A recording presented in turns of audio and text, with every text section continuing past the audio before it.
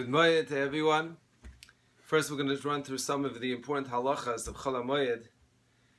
It's amazing to me, but it's unfortunate that halacha is not, by many, something just a basic thing to learn. It's probably a yetzer hara.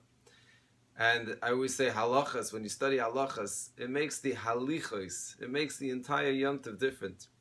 So, but just from a practical reason, if you want to know what to do, you got to learn halacha. And just for example, when it comes to last night, it's one of the trickiest nights of the year, because you have to say atachonantanu. You had to change to v'sen bracha. You had to change to moiri datal, which you already did on Yom Tov, started on Yom Tov, and you also had to say yala v'yovei. And by many, I think the understanding is yala v'yovei, everyone has in their head, at night, if you forget yala v'yovei, then you don't have to go back. So that's mistake number one, because that's only on Rosh Chodesh. Ya'alav Yovei and Chol HaMoed, if a person didn't say, he has to go back all the way to the beginning, meaning if you finish Shmoneh. If you didn't finish Shmoneh, you go back to Ratzei. If a person, this is Chol HaMoed, if a person didn't say V'sein Bracha, meaning he doesn't know what he said and he assumes that he says V'sen Talumata, he has a problem because he asked for rain at a time when a person doesn't want rain. Now, although in America one can argue that rain is not a problem, and sometimes, especially perhaps even now, we need the rain, and therefore if someone didn't say, meaning didn't say V'sen Bracha, and therefore probably said V'sen Talamoto, he should still go back and daven again if you finish Shmoneh. If you didn't finish Shmoneh, so then you should look into the halachas, specifically if you're still in the bracha, so long as you didn't say Mevorach Hashanim, you didn't finish the bracha, you could go back even in the bracha itself. You could even say Baruch Atah Hashem Lamdeini Chukecha. If you finish, you could say it right after the bracha or by Shema Koleinu. If you went to the entire Shmoneh and you didn't say V'sen bracha, then you have to daven again.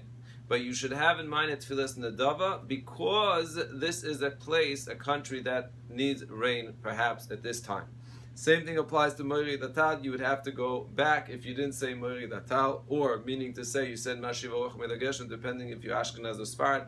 I grew up in Israel, and really halachically there's a mile to say Moiri Datal. So even if you're not a Sfarad and Chassidish, there's a mile to say Moiri Datal, but it's a different discussion.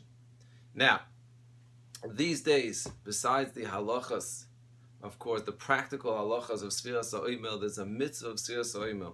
And the idea of sefira sa'omer, a person has to know, is an incredible opportunity to prepare for Matan Torah. This is in the Sefer HaChinuch. The Sefer HaChinuch says that the idea of counting is to show yearning. It's like a chassan that can't wait, and the kala that's counting, even though the Chinuch says, why is it that you count towards and you're not counting the days? But the idea from the Chinuch is, you see clearly, is that this is a time of yearning. I can't wait. And I was thinking today that it's even deeper. On Pesach night, we know we're taken to an incredible level, and then we're going to we drop down right afterwards, and we try to climb up ourselves.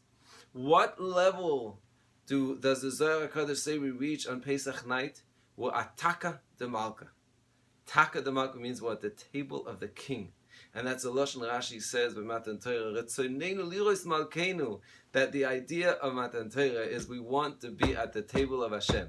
So these days, and that's the idea of sefira sa'omer, is counting the Omer. This is based also on the Midrash that Klal said when they heard that we're going to be taken to a mountain and serve the Rebbeinu Shalom, they started counting to express this yearning. It has to be real. Hashem, I can't wait to be at your table, really at your table, and deserve to be at your table.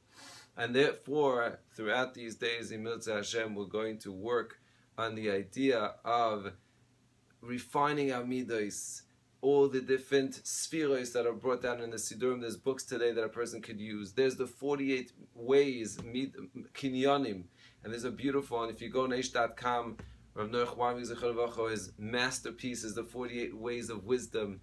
Every day, working on one acquisition, one kinyan, to be ready to receive the Torah.